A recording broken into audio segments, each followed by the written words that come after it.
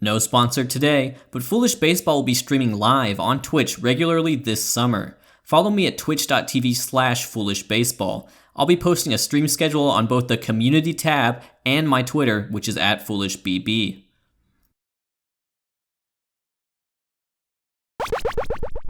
The location, Nationals Park in Washington, D.C. The date, June 8th, 2010. The time, 7:05 p.m. local. The man of the hour, Stephen Strasburg. I'm not going to mince words here. This was the most hyped pitching debut the game has ever seen. Here's the attendance for Stephen Strasburg's first start on June 8th, and here's how many Nats fans bothered to show up for the other two games in the series. And you know, half those stragglers showed up to the ballpark and said, "Wait, I thought the kid was starting today. This John Lannon guy wasn't even in the Beatles." The media coverage was there as well. Strasburg had been covered heavily since college, and he was the no-brainer #1 overall draft pick in 2009. His subsequent ascension through the minors continued to feed the hype machine. This June day, which was dubbed Strasmas, was pegged as the beginning of a turnaround for the Nationals, who had failed to have a winning season since the franchise was uprooted from Montreal and sent to Washington, D.C. This is the story of so much more than one terrific game from young Strasburg. This is the story of a struggling young franchise's hopes saddled squarely on the shoulders of the most hyped pitching prospect of his generation. And what's curious about Strasburg in this moment is that he's somewhat of an unlikely protagonist. Before he was blowing away hitters at San Diego State, where he had a then unheard of 102 mph fastball and became arguably the greatest college pitcher of all time, he was an overweight high school hurler who wasn't even drafted, yet became the #1 overall pick just 3 short years later. So, how did he end up here?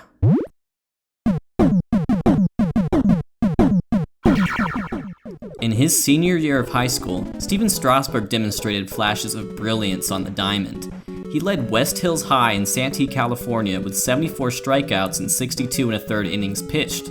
Combine that with a 1.68 ERA and a fastball that could hit 90 miles per hour, it seemed like he would have to make a big decision between college and the 2006 MLB draft.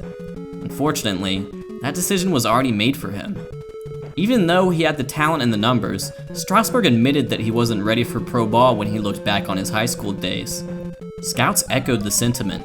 There were 1,500 players taken in the 2006 MLB draft. Stephen Strasburg was not one of them. And while Strasburg had hoped for an offer from Stanford, he ended up enrolling at San Diego State University. His stint with the Aztecs is where Strasburg grew from underdog to top dog. He lost 30 pounds and pitched out of the bullpen his freshman year. Things started to really tick up in Strasburg's second year at San Diego State. He went 8-3 with a 1.58 ERA, striking out 134 in 98 1/3 innings. His most memorable start came on April 11th of that year against Utah, where he struck out 23 batters. The chubby kid throwing 90 out of high school was suddenly in the upper 90s and touching the colossal 100 mph mark. While his sophomore year did put Strasburg on the national stage, his junior year in 2009 superseded it in every way. He improved his stats in every category and was awarded the Dick Howser Trophy, an honor given to the best collegiate baseball player in the country. That summer, his victory lap came with his selection to the United States national team for the 2008 Olympic Games in Beijing. He was the only amateur selected to the team, where he played alongside titans of the game like Taylor Teagarden, Nate Shearholz, and Jason Donald. Wow, that last guy doesn't even have a picture on Baseball Reference. Sheesh, I mean, even Buttercup Dickerson has a picture on Baseball Reference. This, of course, culminated in Strasburg being selected as the #1 overall pick in the 2009 MLB draft. And just 77 seconds before the draft pick signing deadline, Strasburg agreed to a record-shattering deal with the Washington Nationals worth $15.1 million. This all happened before Strasburg threw a pitch in a professional game. Fast forward a year later, and Strasburg, the consensus #1 prospect in baseball, stood on the mound in front of 40,000 in Washington, D.C. For a new team that had lost 100-plus games the previous 2 seasons, he was their first glimpse at a brighter future. So how did he do in his first rodeo? We've been building up the hype for quite some time now, so let's see the kid pitch. I'll be displaying the pitch velocity and type via the PitchFX data from Baseball Savant. Keep in mind that the original PitchFX data was measured 55 feet from the mound, but Baseball Savant adjusts it for out-of-the-hand measurements, like the ones used by StatCast. Hopefully the first batter he faces won't be a difficult opponent. The leadoff hitter is Andrew McCutchen. Uh-oh. Thankfully, McCutchen lines out. And with 2 outs in the first, Strasburg faces Lasting's Millage of all people. Last year. His first pitch is a 2-seam fastball with some crazy horizontal movement. The broadcast displays it at 94 miles per hour, but if you look at the more reliable PitchFX data, they actually tracked it at 99. He switches it up with his curveball, which he hangs up in the zone. The movement is still so great that Millage can't help but flinch.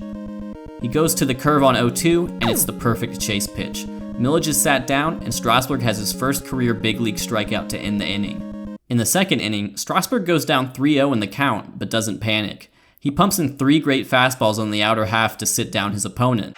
Another strikeout. Wow, 99.7 miles per hour. The next batter, Delwyn Young, falls victim to a nasty sequence. Strasburg throws the most giftable pitch of the day, a 99.8 mile per hour 2-seamer. Then on 2-2, oh, here comes the curveball. No chance. After an Andy LaRoche single, Ronnie Cedeno is the next man up. Strasburg gives him the business with a fastball, a big curve, and then he introduces his third pitch, a 90 mile per hour changeup. The way Strasburg mixes up speeds is a huge problem for hitters. He has 3 distinct velocity ranges. On this day, he'll average over 98 miles per hour on his fastball, 90 miles per hour on his changeup, and 82 miles per hour on his curveball. The fastball comes with a 4-seam variant, a 2-seam variant, and the occasional sinker as well. This is his first MLB start, and Strasburg already has a pitch mix that most veterans would kill for. And this full repertoire of pitches is making life difficult for the Pirates. With 4 swinging strikeouts through 2 innings, Strasburg is off to a terrific start. Okay, third inning. We've got a looking strikeout and a swinging strikeout. That brings his total up to 6. In the fourth, Delwyn Young takes him deep. At this point, Strasburg is lucky that the Nats don't immediately designate him for assignment. All jokes aside, this is still the formerly chubby kid who struggled with the mental game. How will he respond to his first big league adversity? Oh, with a strikeout to start the 5th, of course. Strasburg will now attempt to close out the inning against the Pirates pitcher, Jeff Karstens, and oh! Okay, granted, PitchFX only tracked this pitch at 99 miles per hour. But it's the first time viewers got to see Strasburg's name and triple digits in Major League Baseball. It's time for the 6th inning. Strasburg sits down McCutchen with yet another swinging strikeout. By the way, when you're Stephen Strasburg, baseball commentators think your changeup is a fastball. Fastball by him. Next batter up. Oh! Okay, it was most likely 99 miles per hour again, according to PitchFX. But still, he gets Neil Walker with a big-time whiff. Then he's able to close it out with yet another swinging strikeout. That makes 4 consecutive strikeouts, the last 3 of which were swings and misses. Strasburg enters the 7th inning with a 4-2 lead and 81 pitches. With the Nationals wanting to pace their young stud, this will be his last inning of the day. Here's the 2-2 to Garrett Jones, and it's that pesky curveball for yet another swinging strikeout. Strasburg now has 12 strikeouts. Did you know that Strasburg is chasing history this inning? The Nationals are only in year number 6 in existence after their move from Montreal, but the Nats' record for strikeouts in a game is 13, held by John Patterson, who accomplished the feat twice.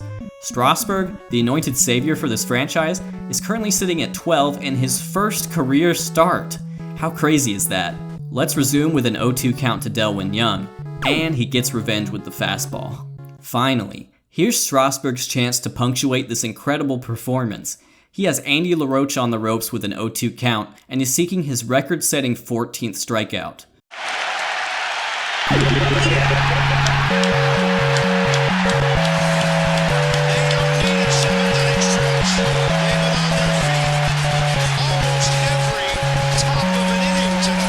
He's done it. 99 plus in the 7th inning. John Patterson's reign of terror is over. Stephen Strasburg has the Nationals record for strikeouts in a game. And it only took him, 1 game. He did it with his devastating secondary pitches and his fastball velocity, which topped out at 100.8 miles per hour on PitchFX. Keep in mind that 100 mile per hour men weren't nearly as common back in 2010. There were only 3 starting pitchers who had more than 20 triple-digit pitches. They were Stephen Strasburg, Ubaldo Jimenez, and coming in first place was... Okay, yeah, that makes sense. This was the culmination of years of hype dating back to Strasburg's sophomore year at San Diego State. Somehow, he had even exceeded those lofty expectations in his debut. The savior of the Nationals had arrived, and it seemed as if Strasburg might just cruise to a Hall of Fame career. If only it were that simple.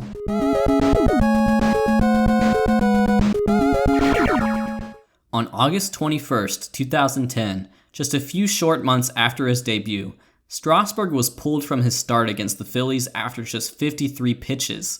On August 27th, the Nationals made the most dreaded announcement possible. Stephen Strasburg, their potentially franchise-altering talent, had torn his UCL and would need Tommy John surgery.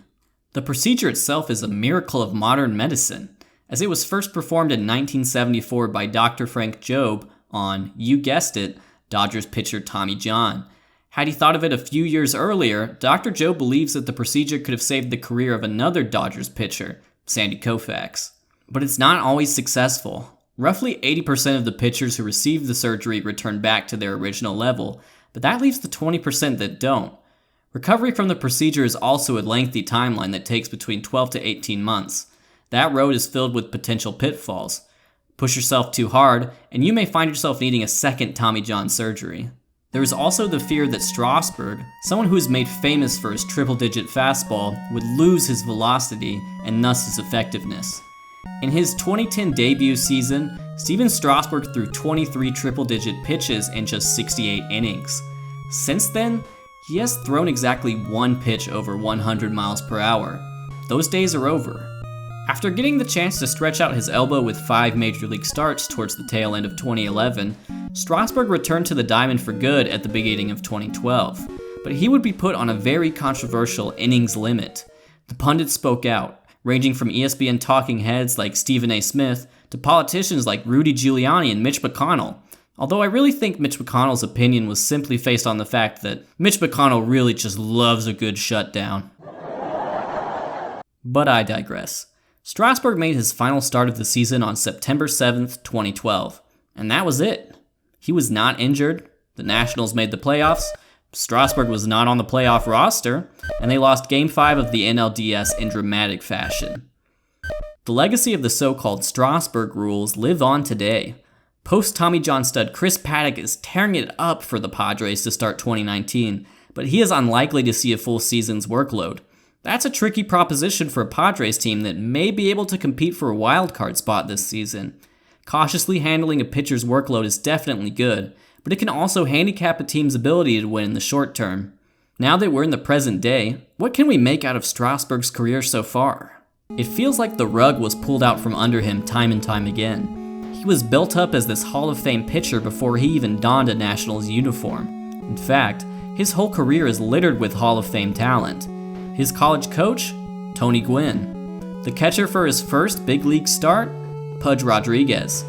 And yet his time as the face of the Nationals franchise was very brief. The hype he had as a prospect was eclipsed by Bryce Harper, who was drafted in 2010 and debuted in 2012. When the Nationals signed Max Scherzer going into the 2015 season, Strasburg was no longer the team's most exciting pitcher. And that franchise single-game strikeout record? Yeah, you can forget about that one. It would be tempting to call Strasburg's career a disappointment, but I actually don't think so, and I'd like to convince those of you sitting on the fence. My first point is that Stephen Strasburg was the pitcher who was promised unto us. That dominant debut was everything we expected from the triple-digit fastball to the devastating secondary pitches. He had the talent that was hyped up for so long. It's just the injuries that have limited him. My second point is that Stephen Strasburg has been phenomenal on a rate basis. He hasn't thrown many innings, but the innings he throws have been great. Of pitchers with at least 150 starts since 2010, Strasburg is sandwiched between Verlander and Scherzer on the ERA leaderboard. If you look at the strikeouts per 9 innings, he finds himself sandwiched between Scherzer and Kershaw. In fact, he recently became the fastest pitcher in MLB history to 1,500 strikeouts in terms of innings pitched. The final point is that you simply have to look at the full story. Just as you should compare Strasburg's career to the promise shown by the legend at San Diego State, you should also compare him to the undrafted high school kid who could barely throw 90. Between that and the injuries, Strasburg has faced a lot of adversity for a so-called anointed one. I'm thankful that the story on Strasburg is still being written. A crazy renaissance in his 30s could still very well lead to a Hall of Fame career, but that doesn't seem likely with his injury history. I think we should just enjoy Strasburg and not take what he has done for granted. It's certainly been a fun ride, and it's not over yet. But I also want to hear what you guys think. How do you think Stephen Strasburg will be remembered? Have the Washington Nationals ever won a playoff series? Let me know in the comments or on Twitter @FoolishBB. That's all for now. Please toss me a follow on Twitch if you're interested in the live streams. And if not, I'll see you all for the next episode of Baseball Bits.